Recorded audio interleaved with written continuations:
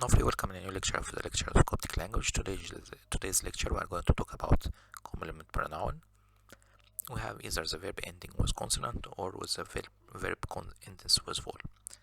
When it's a consonant, we add T, ek, T for I, ek for you, E for female, you, F for he, S for she, Tin for we, Sino for you, and U for them.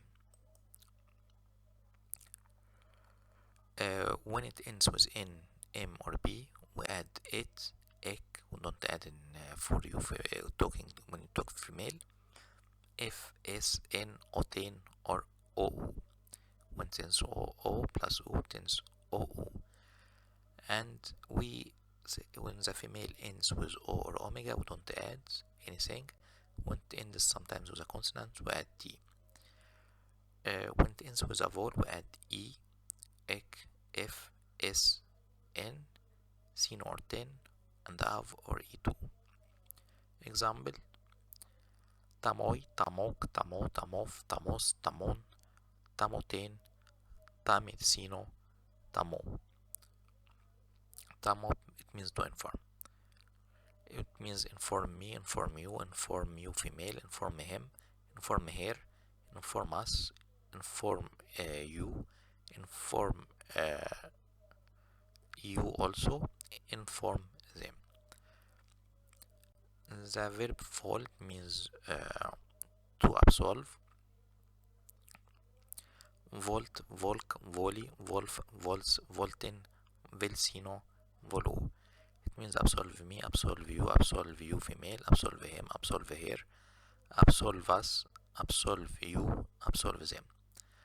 Argue, owam, it means to argue. Owahmet, owahmek, owahmi, owahmef, owahmes, owahmen, owahmesino, owahmo. It means argue me, argue you female, argue him, argue her, argue us, argue them, argue you, and argue them.